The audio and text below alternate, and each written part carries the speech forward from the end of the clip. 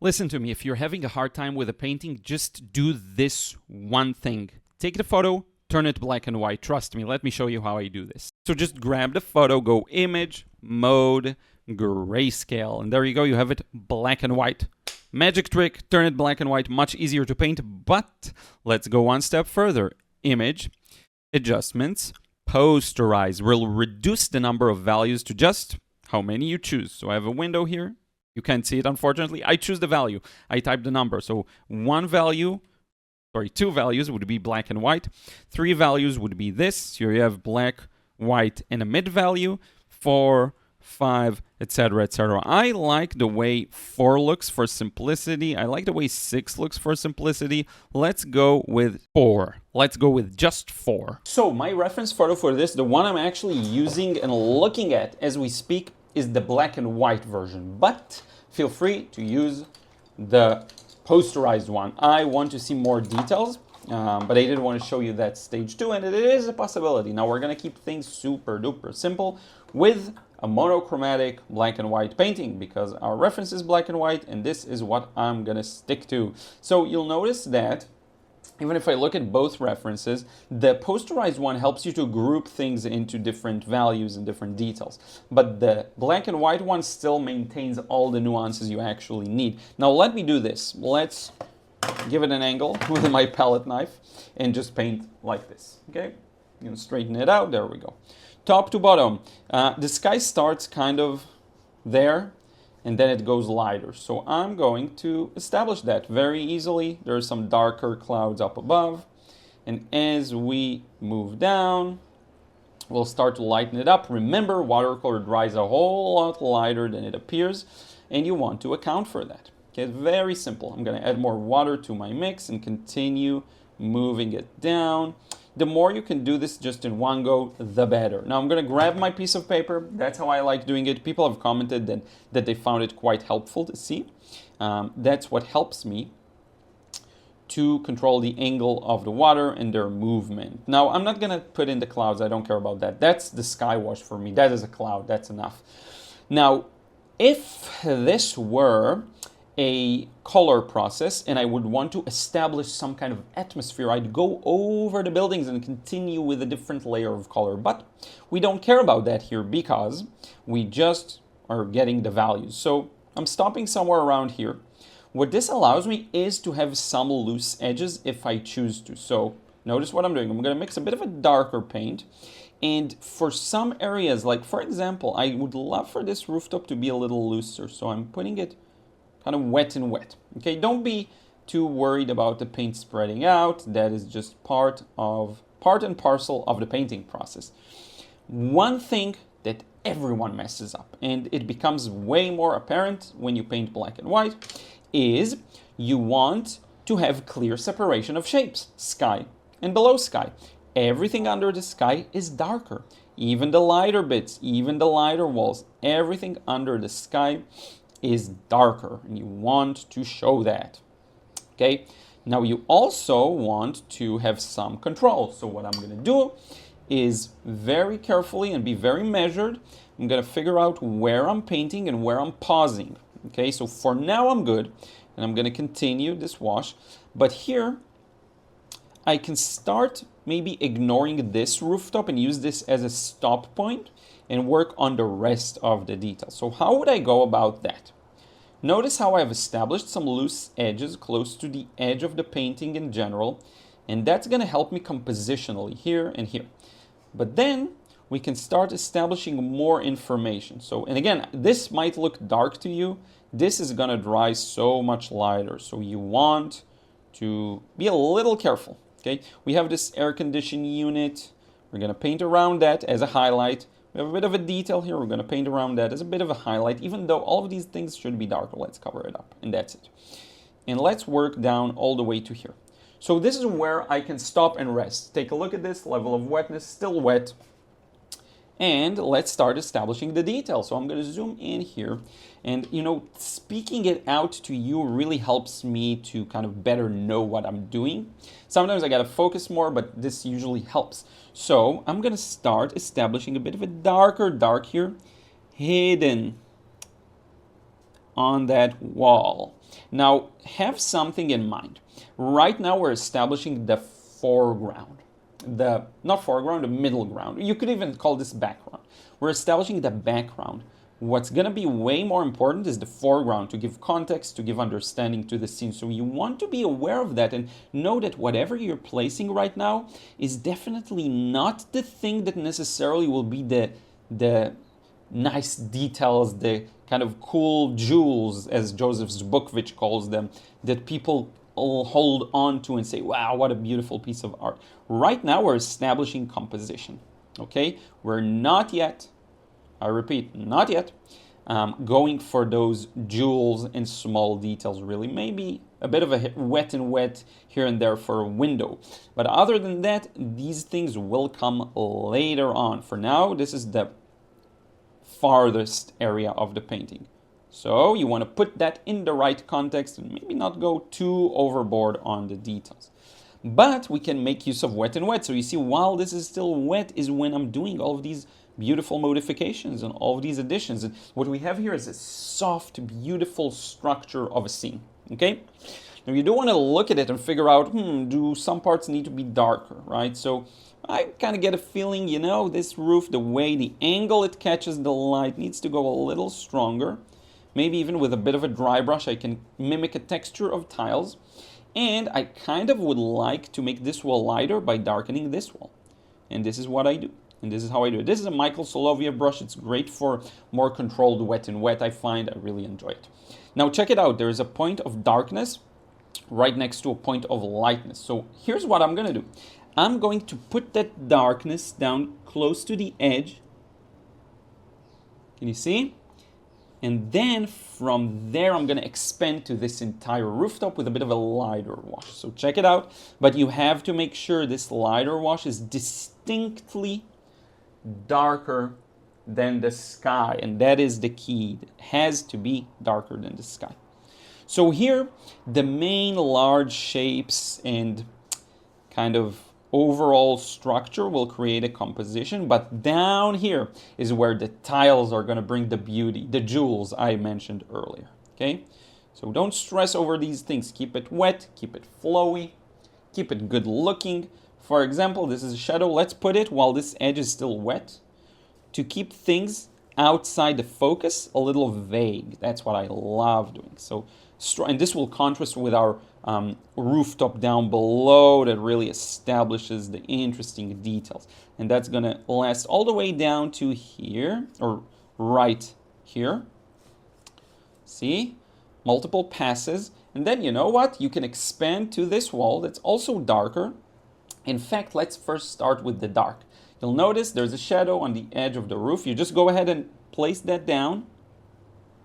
While things are still wet, it's going to look fantastic, okay? We'll probably have to go over it again because it will lose some of the value as we add more details. So here's the more detail, and I'm going to add that in.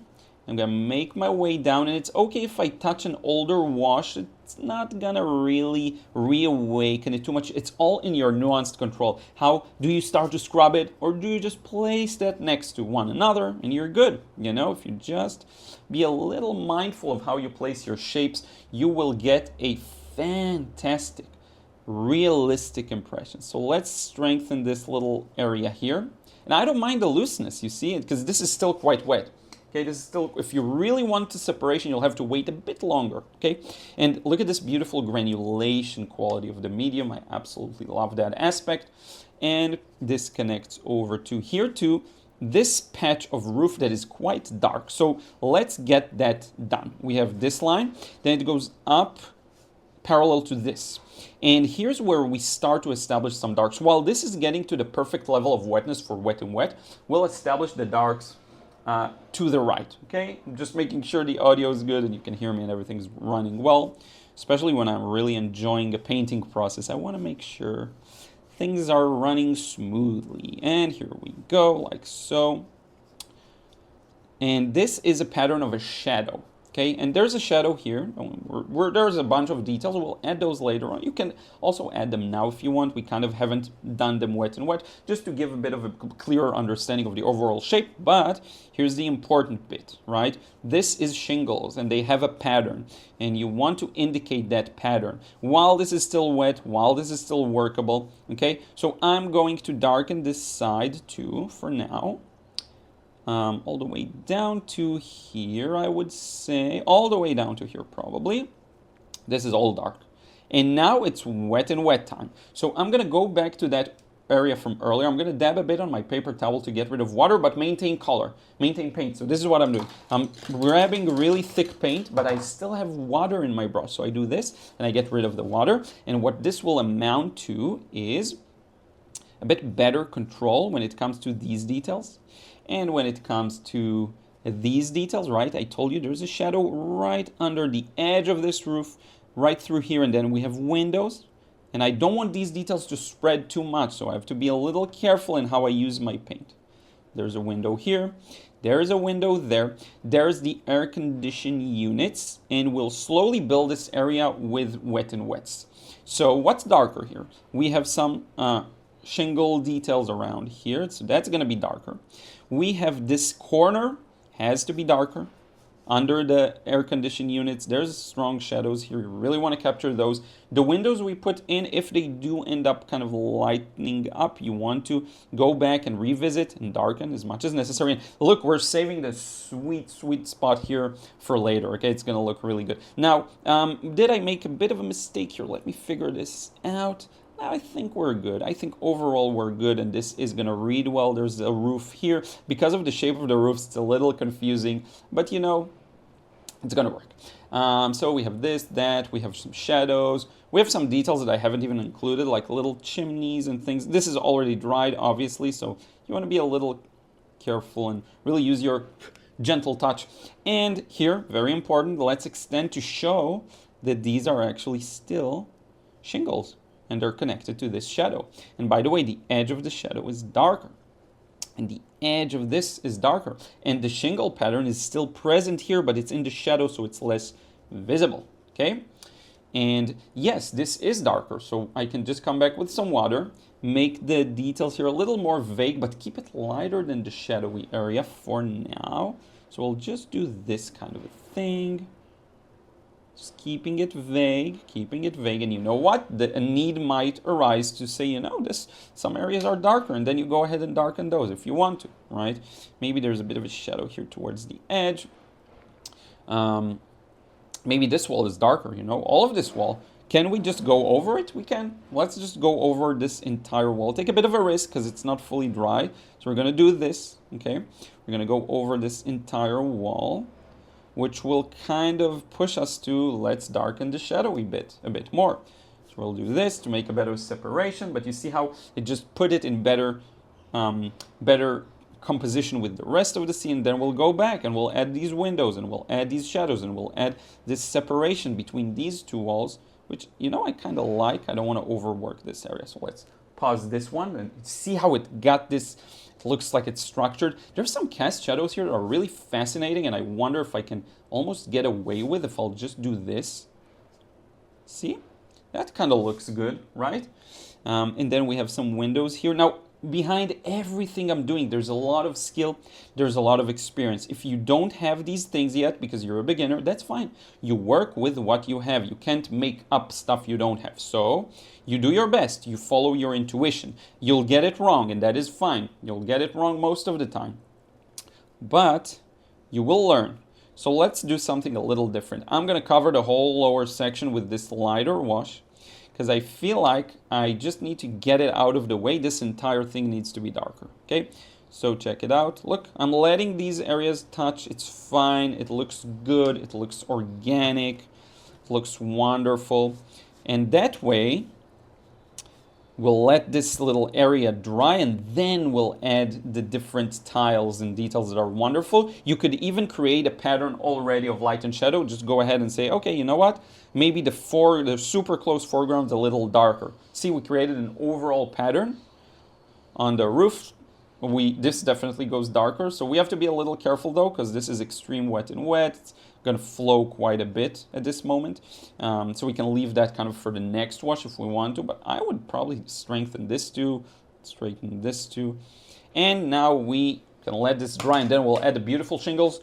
One or two details here that are clear that tell you what this is will in fact affect the entire rest of the scene, making it clearer. Now, while this is drying, I will be remiss not to mention there is the Watercolor Breakthrough Club, and you want to be a part of it. I started a Watercolor Club where you can become a part of a community.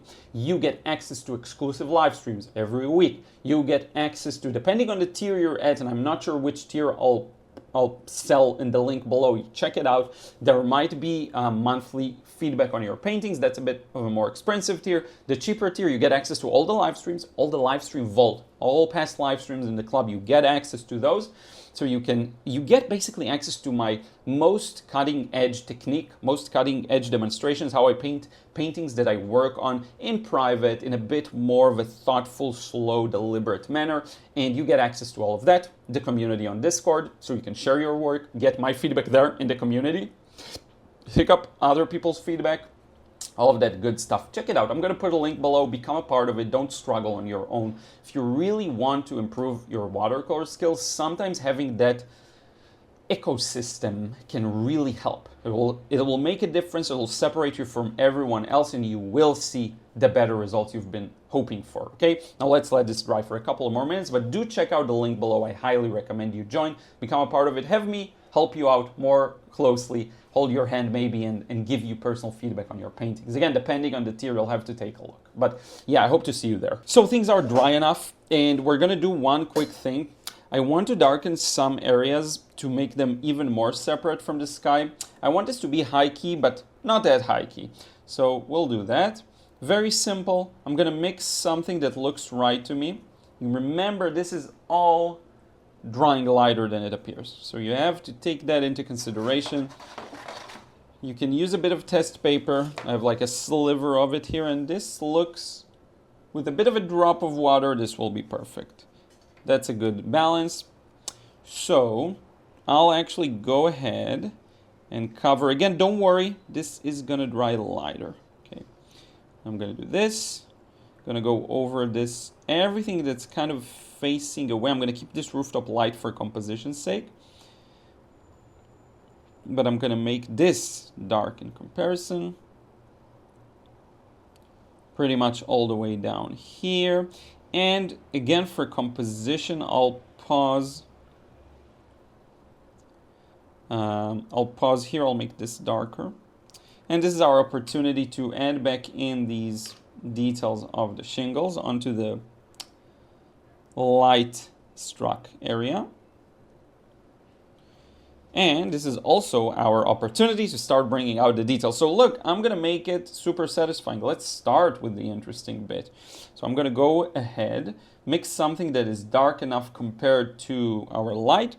And yeah, we'll keep this simple too. I'm just following the shapes I'm seeing to divide this into lights and darks. There's this nice shadow under the shingles, goes up, see? And this is ultimately what's gonna make this entire scene read really well.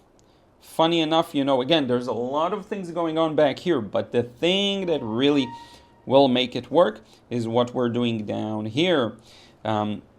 And remember, the viewer only needs a few details to latch onto to understand what's going on.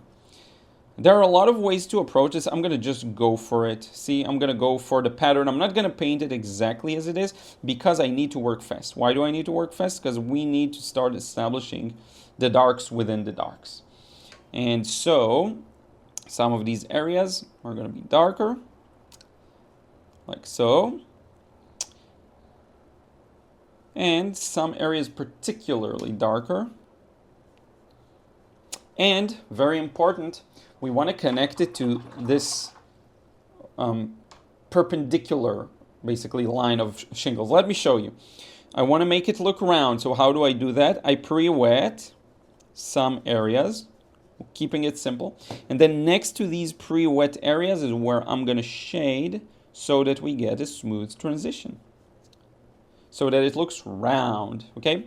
You can do that in select spots and it will make the whole thing work. You don't even have to do it for everything, okay?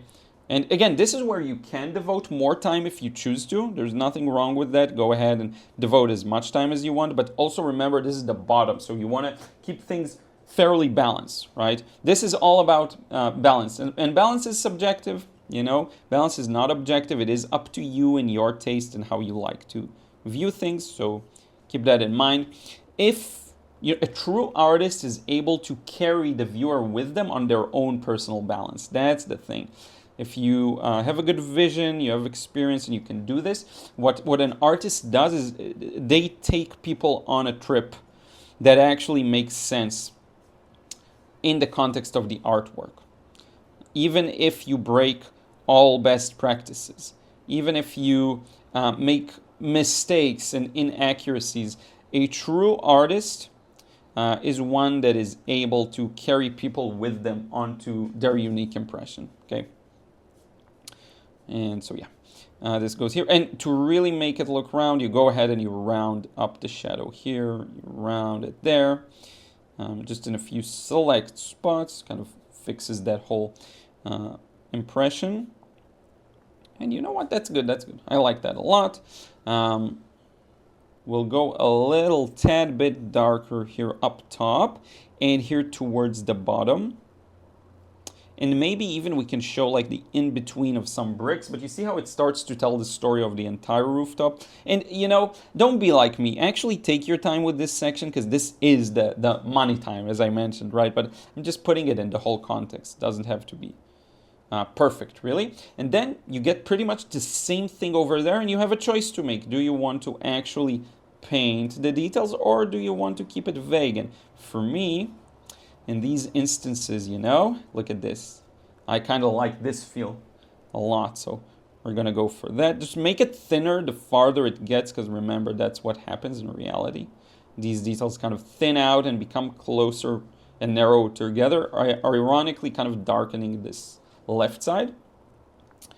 And if you want to, you can layer one more kind of next to them that's a little darker to show the pattern of light and shadow, just very kind of gently. I don't see too many lines that go the other way, if I'm being honest. You could hint at some, just hint at some additional pattern of texture. But to me, oh yeah, and of course, there's an area that's darker that I want to contrast with the rooftop that's close. So this is important. And yeah, this is good. And here we're gonna keep it vague. And here, you know, this is a nice little area. Let's get that detail down. So close to the edge of the rooftop, we have some darks. And notice how my brush can have many uses, almost like a rigger brush if you hold it at the suitable angle. So some of these shingles, I don't want to overwork them. This is again periphery of the painting, kind of to the side, but I do want to show them. So I'm showing them. See? And they feel kind of 3D and really nice. Thinner lines here going diagonally. And you have the structure, you know. And from here on out, you can add some smaller details. You can make some areas that were kind of lost, bring them back. Make some nuances within, like windows. Darker areas within windows. Some cast shadows that you see here and there.